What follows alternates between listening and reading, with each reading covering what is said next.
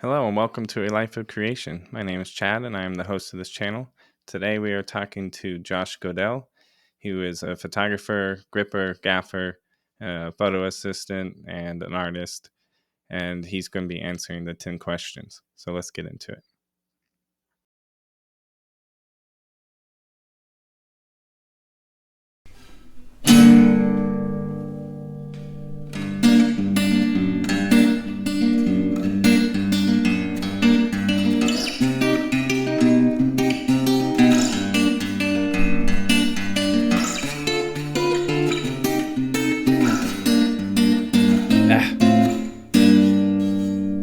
Just use an overlay.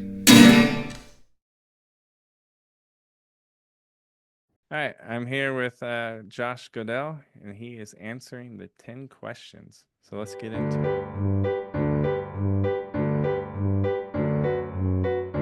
Question number 1. What does it mean to you to live a life of creation? To live a life of creation. I suppose it's just living a life through self-expression, um, trying your best to, you know, maybe maybe it's tapping into emotions, maybe it's um, creating something based on what you've seen in everyday life, but it's really just a flow state, I suppose, like getting into just being in tune to. I don't know. That is actually it's a good question, but a hard one to answer. It makes you think on it for a second. That's why it's first. Yeah. Living a life of creation. It's a form of therapy for myself in a lot of ways too. Just my good way of self-expression, getting out emotions and kind of putting it out there because then I can feel like it helps me work past maybe a lot of things that I've been holding on to or, just it's a multitude of things. It's never one specific thing at a time, but it's tapping into those and being able to create from that, and not letting it stifle your creative output. I'm going to generalize, but I feel like men in general have a hard time expressing themselves, right? Oh yeah. I mean, I But think we've gotten better than what it maybe was when we were younger yeah, a little bit, definitely. but it definitely is still like, yeah, it's a lot harder for men at times, I think. Right. And I think, having these outlets is very good for men's mental health. I would agree with that. And I would, obviously female too, but I think, men especially have a hard time putting things into words. Trying to break that, you know, older narrative that's been carried out through so many different centuries of men don't show emotion and you got to be a certain way, and it's, if anything, as now, it's kind of more the norm, but tapping into that, there's you know an enlightening, you just you being so close, you're closing yourself off to so much more, and by not allowing those things to flow through you in that manner. So if you're somebody that has a creative life or you just live through those means to express yourself, then it's like the one of the greatest forms of therapy you can have. So, question 2. I believe that everyone is made to create. I think it's one of our purposes as human beings. There's the glamorous side of creation, the artist, musician, or what have you, and then there's kind of like the workman's approach. It could either be, the things you do behind the scenes, or someone like an accountant that there's no glamour to it, but they are creating something of Mm. value.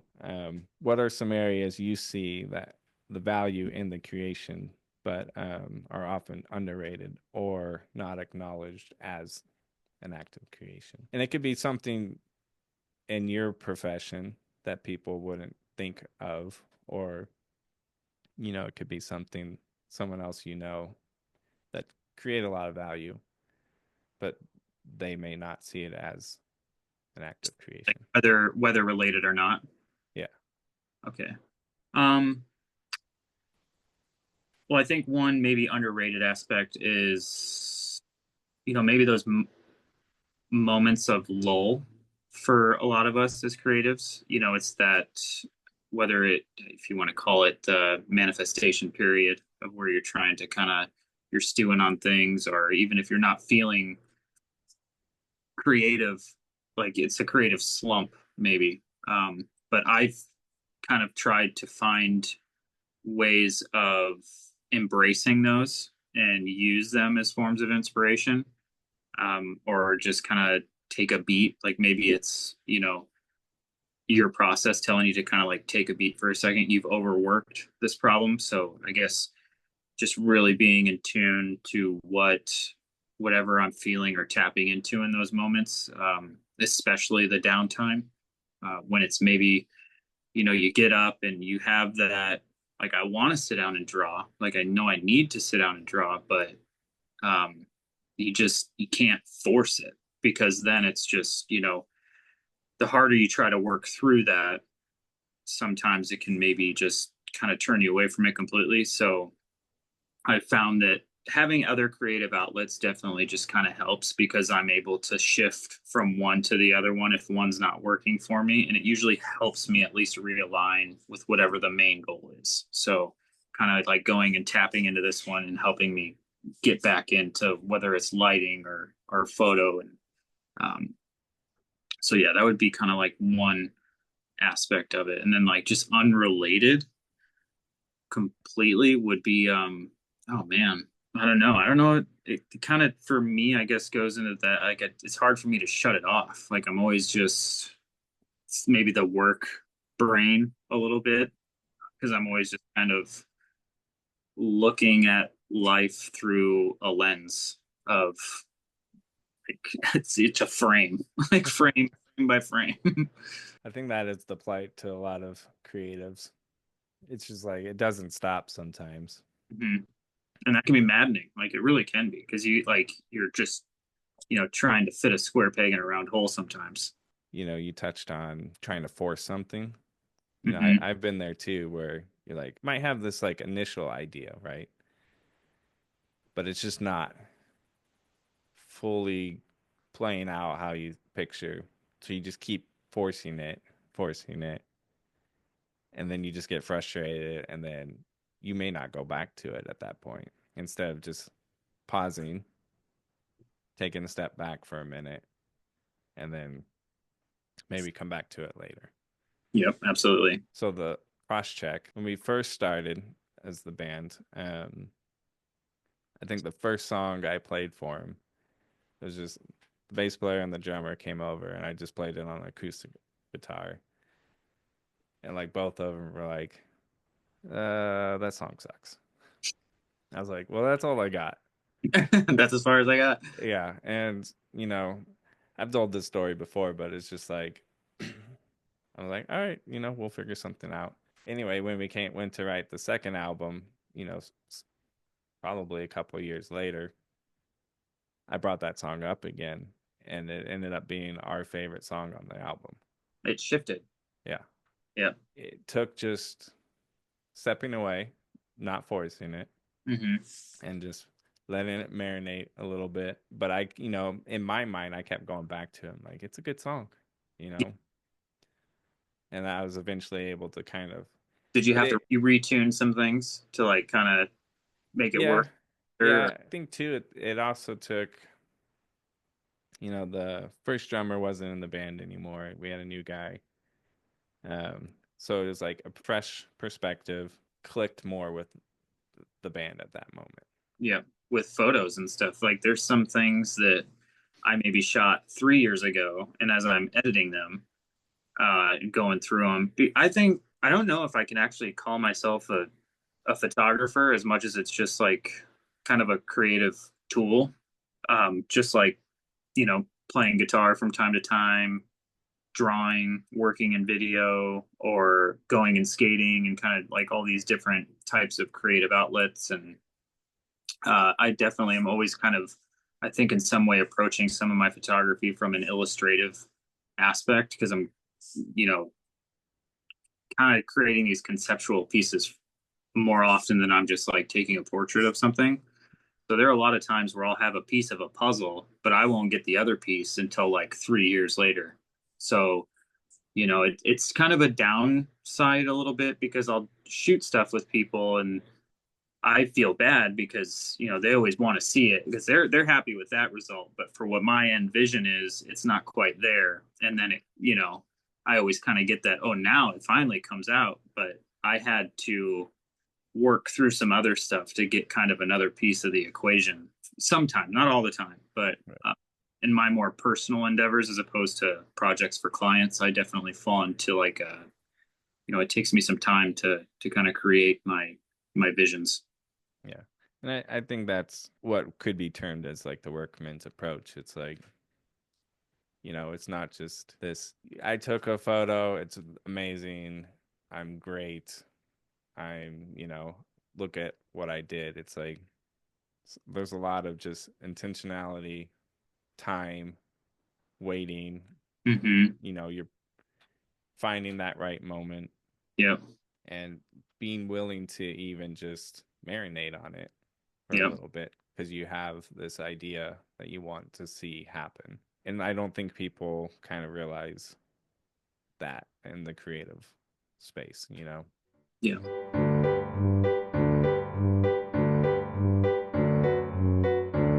Question 3. Do you believe you need to be passionate about what you create? Um, yeah, just to some regard. I think you have to carry some level of passion. Even if it's not a project you're passionate about, you still got to be passionate about what you're doing. It becomes more of your job to do it. That's when it's most important to not get jaded by other things that, maybe you're not so passionate about because like we were saying before, how lucky are we to be able to do the thing that we actually love and, to have it still work for us and not be something that we've gotten burnt out on because a lot of people go down this road and they get burnt out, you know, just get kind of turned off by it really quick. But more and more for me, I've learned to kind of live in the jobs that you're less passionate about that you get. You're actually probably going to learn a lot more from that because you learn how to work through so many different things and kind of solve some different problems at the same time. So even if it's a job you're not passionate about, you at least have to be passionate about what you're doing. Yeah. And usually those jobs you're not passionate about usually pay more. Yeah, that's true too. Pay the bills. Yeah. You know, it's okay. And Sometimes at the end of the day, like you gotta at least you get a paycheck.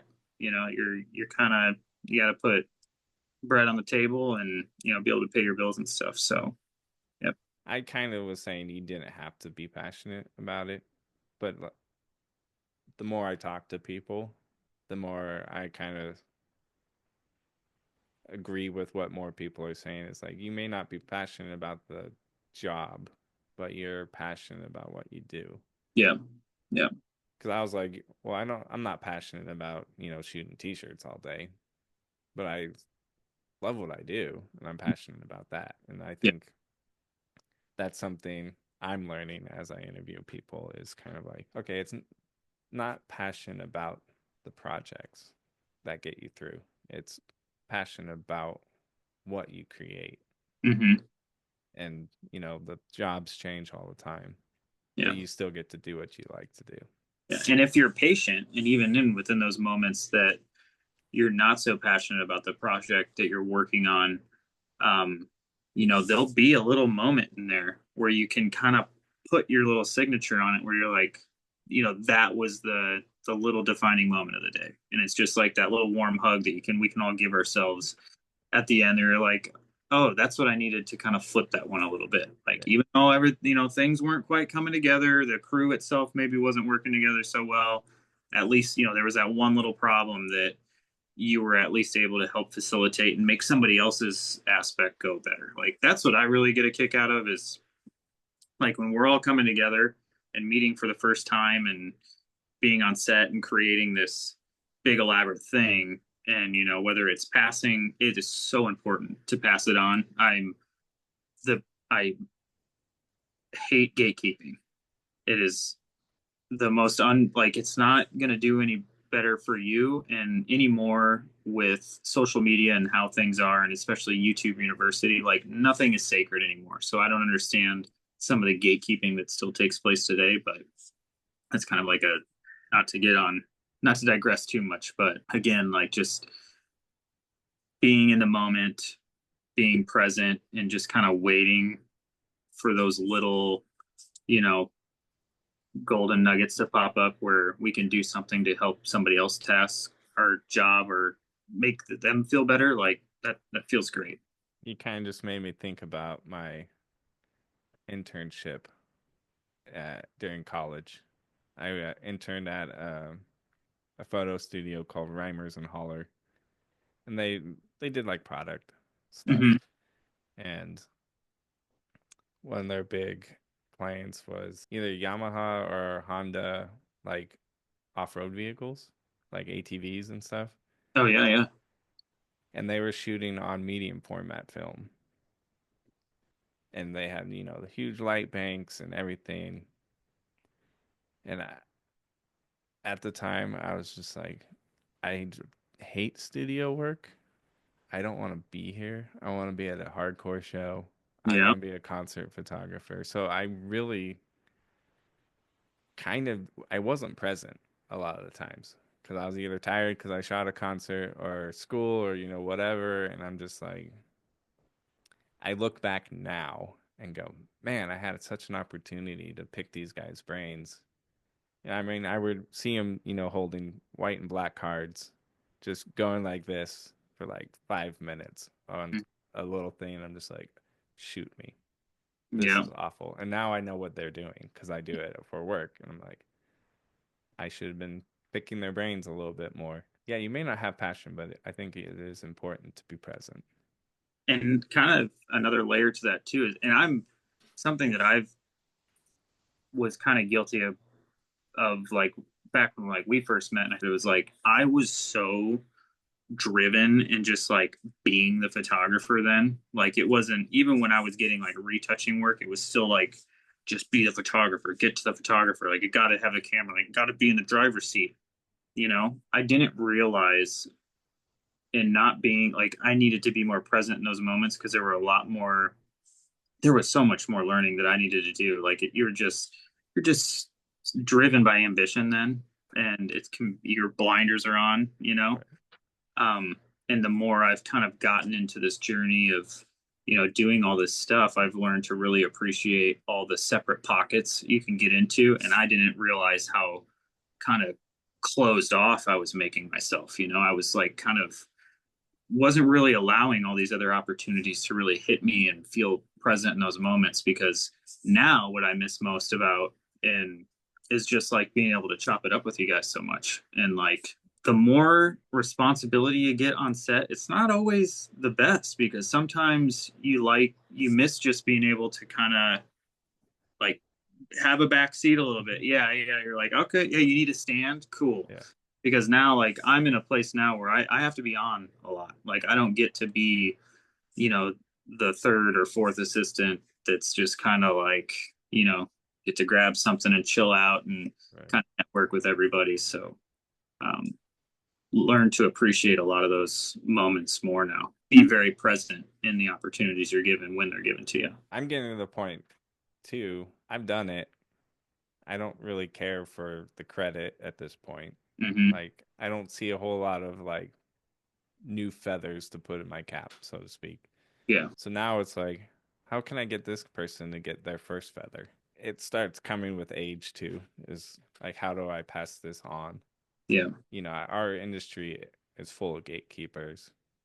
And like you said, it's just like you're only hurting your industry really because instead of taking someone and actually teaching them how to do it properly, you're just shutting them out. And then if you grow old and move on, the people replacing you probably aren't going to do it right, or you're not fostering this good learning environment where we Yeah. should be learning from each other. Exactly. And also now it's kind of like now we're in this interesting pocket and not to like generalize it or kind of put too much shade on anything, but what I've noticed is like there's a little bit of the gatekeeping, and then there's the younger generation that just wants to be there, and they don't necessarily really care about technique and how they get there. They just want to, they just want to be the person right away. And I can relate to that because I've been there before. But the sooner you can kind of shed yourself from that, um, you'll you don't realize how far you start going when you just kind of stop thinking about it and just start pounding pavement. Yeah, I feel like I had more doors open when I was just willing to put in the time. Yep.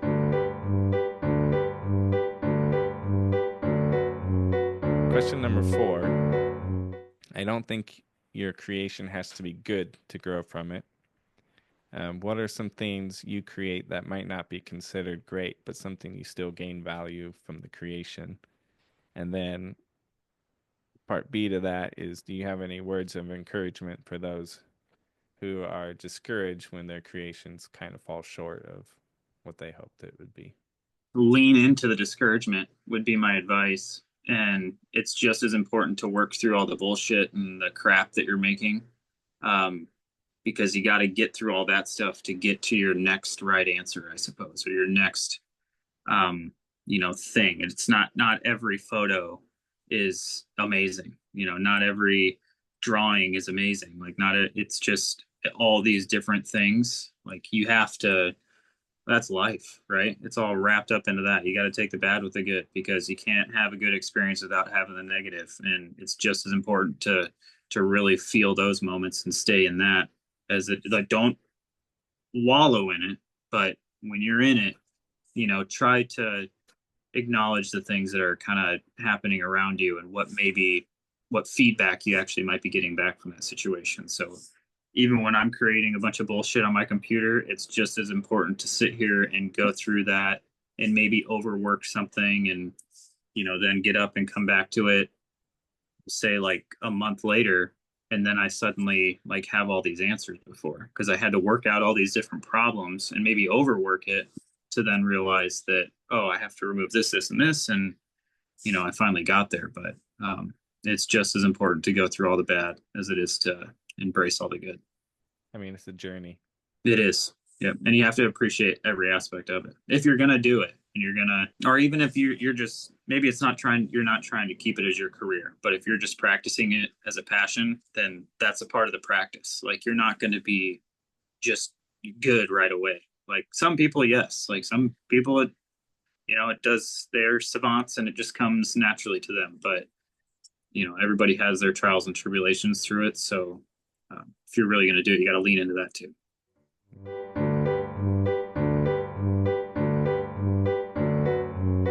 Question 5. Not all creators would consider themselves artistic. Do you believe you have to be artistic to live a life of creation?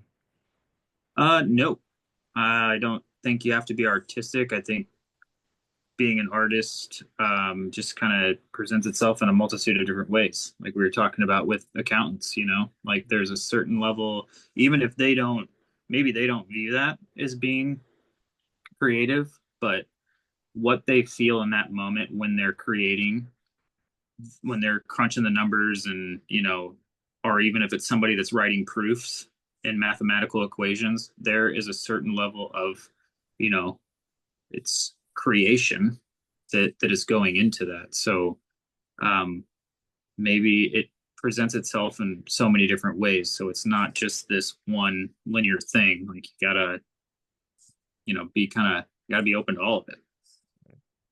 I was even just thinking about, the life of a gaffer gripper.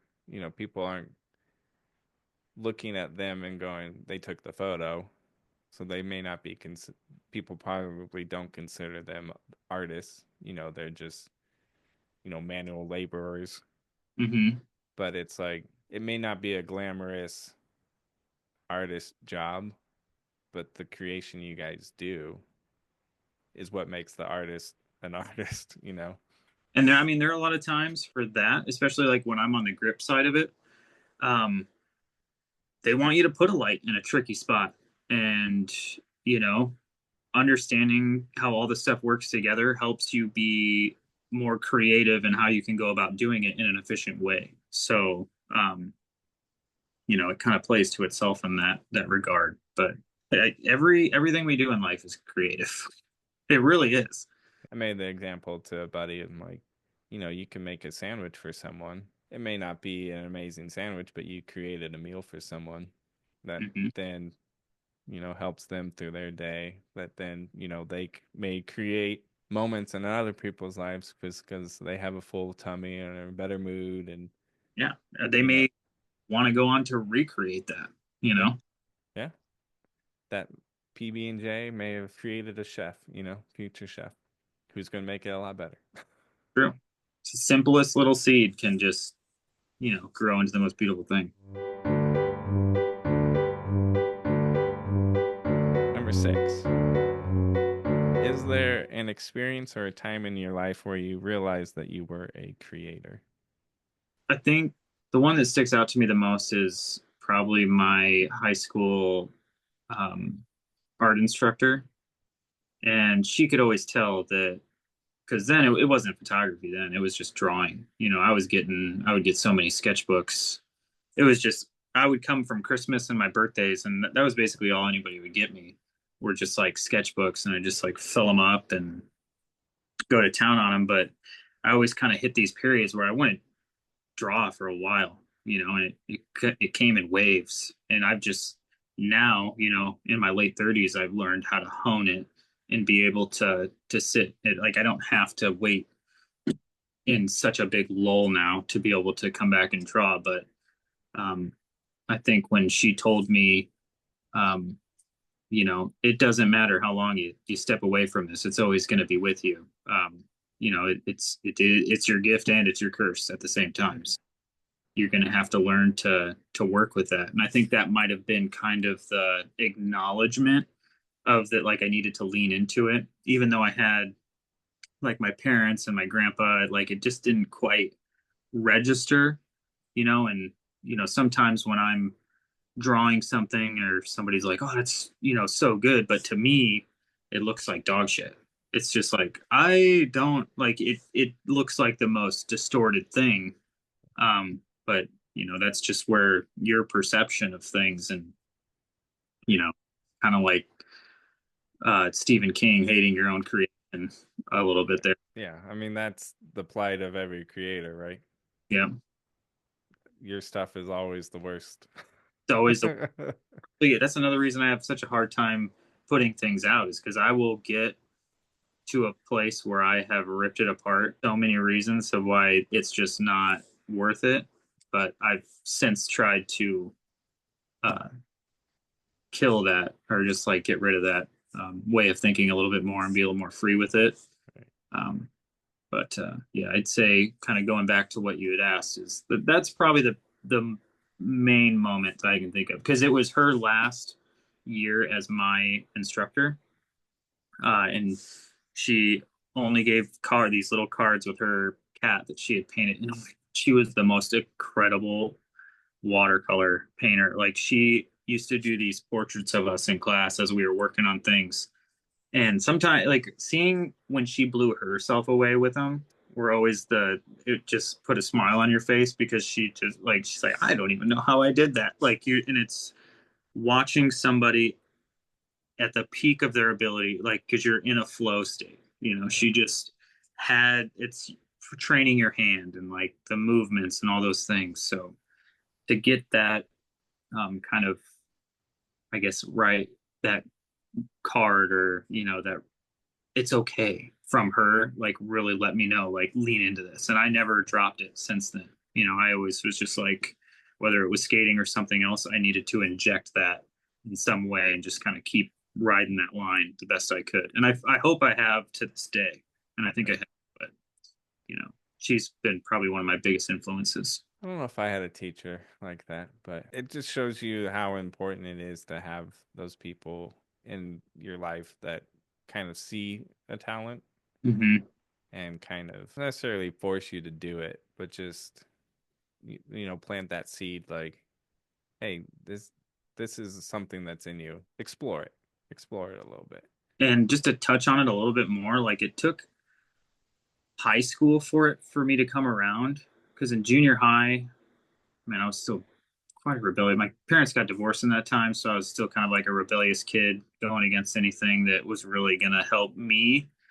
But I can remember being in elementary school in those art classes, and I would have teachers that would separate me from the rest of the kids based on, like, and I didn't know this then, but they're viewing it as like he's doing this at an accelerated level. Like he's doing like the kids aren't doing what he's doing, and they would put me at a table so nobody could disturb me. So then they would just want me to like focus on, like, he needs to make this painting, like like expecting me to be Van Gogh or something. All I wanted to do was just be next to my friends. Like I didn't want to be like, what was that kind of tainted me at a young age and made it harder for me to want, because it's like I didn't understand Right. what was going on. So it wasn't until high school where all that stuff kind of came back together, and Right. thankfully she kind of pulled me back in. But I had good parents too that were always kind of like pushing that on me, like you can't stop. As a parent now, I'm trying to find those things that my kids gravitate to. Hmm. And, I'm trying very hard not to force anything on them. Yeah. But it's like, how can I create an environment where if they're interested in this, it's available and there's ways that they can explore it Yeah. without me being like, sit down, you need to read this book right now, or, you know. And, I also learned my kids are very much like me, and it's like every other month there's something that they're some new thing they're interested in. Yeah. It's just like, all right, I don't need to chase everything, but just still have the opportunities for them to explore these things. Yeah, because it'll either lead them to the next one or they'll jump on and off when they're ready. And Yeah. And there's times that they jump back to something that, they haven't visited in a few months, and you're like, oh, I thought you were over that. And they're like, no, I still like it. yeah, You know. And I'm that's like, all right, that's good. yeah. It was like my parents with my skating career, they never really understood, because my dad wanted me to go on and wrestle in high school and do all this stuff, and I had other plans in mind. And when I started skating, it was like now, because when I live out here, so many parents put time and effort in, like if their kid skates, like they're at the skate park with them, they're it's now viewed as having like a viable career to some degree, like Right. you have a professional career doing it. And like when I was doing it more in my youth, it's like it was viewed as such like a rebellious thing, like you're doing drugs, you're doing this, Right. like had a taboo to it. And my parents were always trying to like take my skates away, and little do they know, like I kind of got sponsored by a shop at a young age, and my parents would take my skates, and I would have to go to the shop, and I'd be like, they took them, they're not giving them back. And he's like, well, I'll order you some more skates, we'll get them in here, and anytime you need to go, you just leave them here, don't take them home. So like they would kind of sidebar, and I would have to like bypass them to continue to do this. And Right. I'm holding a grudge against them, but I wish they could have kind of seen how far I actually got doing it. And I think my dad does now, but maybe not so much my mother. But my dad definitely kind of acknowledges more now that like, oh shit, he like was really doing some pretty serious stuff when he was skating. Sometimes I think that those kind of sports, it may be better that the parents don't know exactly what you're doing. That's true. Jump down how many stairs? 20. Yeah, I bodyboarded a lot in like high school, college. Mhm. And I think my parents were kind of glad not to know how big the waves were sometimes, Yep. Yep. or Well, how close I almost drowned, or, whatever. I mean, I think I was might have been 16 or 17. I remember I was working in a restaurant. My mom called me and she was like asking me she's like, what's your social security and all this stuff. And I was like, well, why? What's this matter? She's like, I'm taking a life insurance plan out on you.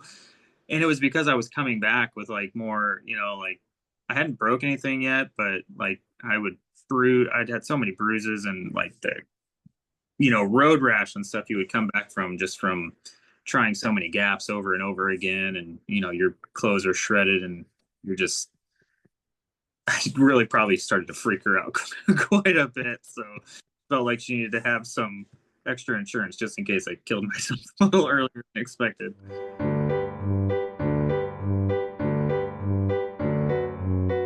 Question 7. Was there a family member or a friend encouraging you to pursue your passion for creation? Both my grandparents on both my mom and dad's side, um, and my parents a little bit. My parents were a little harder on me for it. You know, my mom always wanted me to just really make money on, you know, doing the creative thing, and never really understood why, but I wasn't. But I'd say the biggest was probably my grandfather and my grandma. You know, my grandma was always kind of telling my mom to like leave him alone, like he'll be fine, like just let him cook, let him do what he's gonna do. But yeah, they always kind of kept me on the right path. I was lucky enough to have at least my dad's parents nearby. We got to see him all the time. And Hmm. my grandma would always have a camera. So I always had this vision of a camera. I hated being photographed by her all the time, but I think her having a camera all the time made me interested in it. She passed, I don't think I had graduated college yet, or right around there, but it got to a point where I was able to kind of share those moments with her Hmm. and actually talk camera and gear and all that kind of stuff. She had a pretty nice Nikon, and I got a Canon because she always had problems with her Nikon. So I'm just like, yeah, I'm not doing that. Um, but it was fun. It was a cool way to connect, and it sounds like you connected with your grandpa because he painted a lot, right? Oh yeah, yep, absolutely. So And now, like even for you too, it's just a way to stay like in, like you reconnect a little bit. You know, you can. It's always going to give you that like subtle reminder. You know, and they're kind of. It's just a way to keep in that keep in tune to the things that make up who you are. Allow us to have the ability to do the thing we do. yeah, and I think as a father now, I could be like, my grandma, was into photography, and so I became a photographer. So it's like you can pass down your like family history too that way Yeah.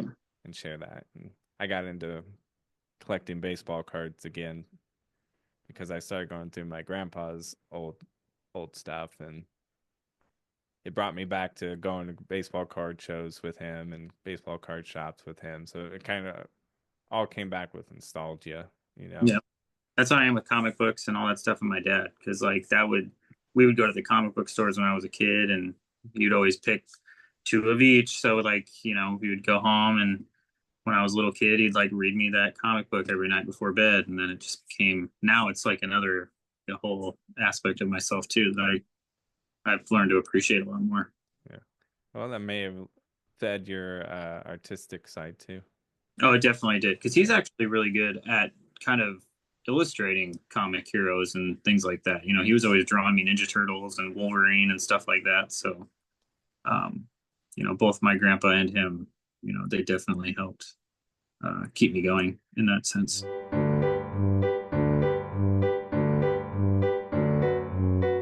Question 8. Not everyone gets paid to create something they are passionate about, but what do you see the value in people still pursuing those passions? As long as you are fulfilled in what you're doing, like I think it kind of speaks to that a little bit. It's like a way to. I'm really kind of trying to think about this because it's those things start when you're a kid. They start at a young age, so it's important to, even if you don't get to really make that your career, if you can continue to just entertain those things, it's like a way to stay connected to your inner child is very important, and like keeping that aspect of yourself alive through till the end, I think is key in keeping a healthy lifestyle, and not ruling out your imagination and getting kind of sidetracked by all the stuff that comes in, all the extra noise that starts coming in when we grow into adulthood. Like it starts at a young age. So even if you're somebody that's not as fortunate to work in your passion, don't ever give up on your passion. Like you gotta try and stay in that pocket a little bit because it be your biggest therapy. for getting through anything. Add the thought, I'm like, the people who have like a dead end job or whatever, but are doing something they're passionate about at night. I mean, that might be what gets them through their, those hard days. Yeah, you got that thing to look forward to. Yeah. Where, we kind of are lucky and we have fun jobs most of the time. But even we have these, other outlets that we may not necessarily get paid for. Like I do music, you do a lot more drawing and stuff. And it's like, those are passions. Absolutely. And they get us even through our passion filled jobs sometimes. Yeah, you need it. And it's, I think if the value of pursuing your passions, even if you don't get paid for it, is you're filling your soul with something that brings you joy. And I think that's important. Yeah. And even if your passion isn't anything creative, like if it's something as simple as, going on a hike, you're going to draw some inspiration from that hike. Like you're just seeing the world through different lens for sure. And like getting away from all the noise and the static and the things that kind of just bog you down. Try to keep your passions. Question 9. How can you encourage others to live a life of creation and to see the value in the act of creation? I mean, we kind of, I may, I may have to change this at some point because it's kind of just hammering the point home of question number 8. But you can expound on, why you think it's so important. Encouraging others to, because depending on where you're at in your path, it's going to be different for everybody. But just kind of touching on what we were saying before, I would just, be present, like really be present in your passion and in what you're doing and feel that. And I know it, hindsight is always 2020 and you're never going to fully know until like you're through that. But the more you're kind of trying to at least let yourself feel like what's happening around you, it'll kind of help with the presence of knowing when you're in the moments. Because I kind of, not to get all too spiritual, I'm not even really a super spiritual person, but in the sense of like deja vu, like I kind of experience that a lot more, and I've learned to take that as a note of being on the right path. And I think that comes with being present and just kind of living in the moment rather than being so like far down the future, or how much was in the past and things that I maybe missed before. But really just being in that pocket. And it's hard to do. Like I definitely get sidetracked, as we all do, in going through some of the motions of life and all that other noise. But even with that, like still just being present and mindful of what's going on will help anybody. At least I feel, personally, it's worked for me. I think you actually hit a pretty important point, and it's the creation life is a journey, and I think you mentioned always kind of looking forward, but the important thing is to be present where you're at on your journey and learn what you need to learn at that particular point. Yeah. There's the process, there's the time spent, hours gained, experience gained. A lot of that is early on where you're just trying to figure it out. And you got yourself there, whether Yeah. you realize it or not. Like you drew yourself, you brought yourself to that point. So obviously you got yourself there for a reason. Like Right. whether subconscious or conscious, like there's something you need to learn there. Um, and that kind of speaks back to some of the earlier years of me living out here and kind of having that razor focus on being some photographer and getting the next, like I just, shooting celebrities and stuff. And now like I'm in that celebrity world, like I could really, not that I don't appreciate them and not that they're not like great moments and stuff, but like I could really care less because like some of it at the like I'm still passionate about the work and I love what I do. Um, but you do kind of hit this moment sometimes where I see my friends that, they're chefs and people that are working construction and they're linemen and doing these things. They're really doing things that are creating and contributing to our society and how we get to go about our everyday life. And, you know, I wouldn't say it's a downside, but the one thing that, if you can have your North Star in this world of being a creative or working in a creative endeavor is like, at least try to do something that's going to contribute or maybe, it's important to pay it forward with your eye, like whether it's documenting a certain thing, but kind of trying to at least get back to some form of that at some point.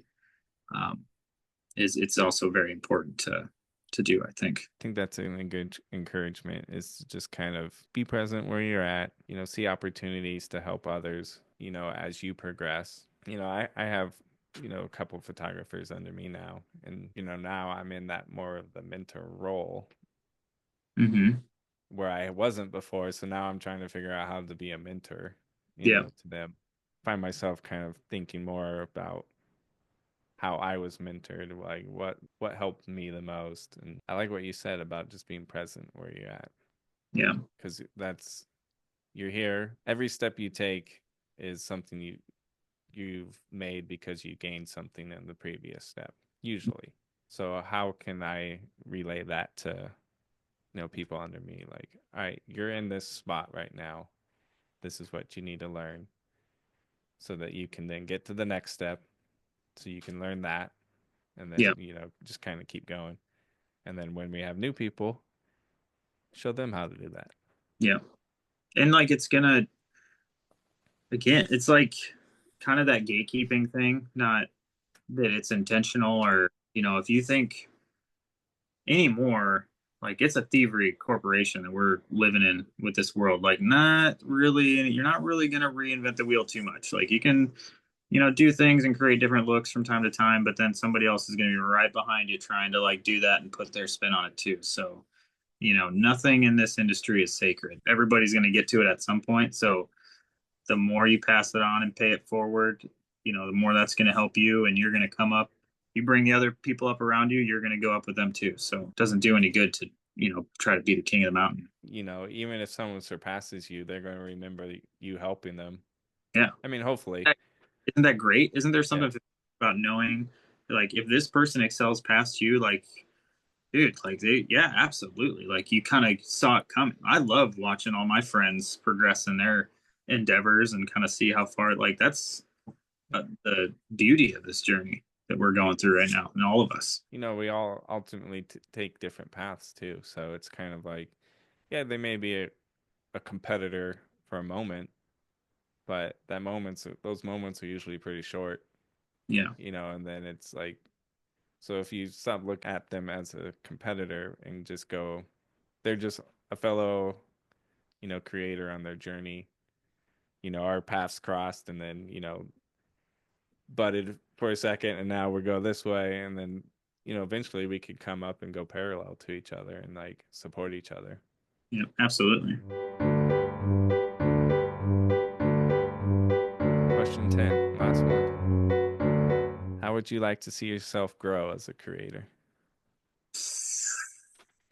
Um, well, I think, before I probably would have just said, I want to be in the driver's seat and to shoot and to do all that stuff. But now I think it's just kind of like we've been saying a lot through this conversation, is just steady the course and continue on the way I am, and be excited for wherever this journey takes me, because it's opened up so many doors and opportunities that thought I never saw coming in so many different ways. Like, it's taken me around the world. It's just like how many people get to experience that. So I think just continuing to be present and enjoy the little things.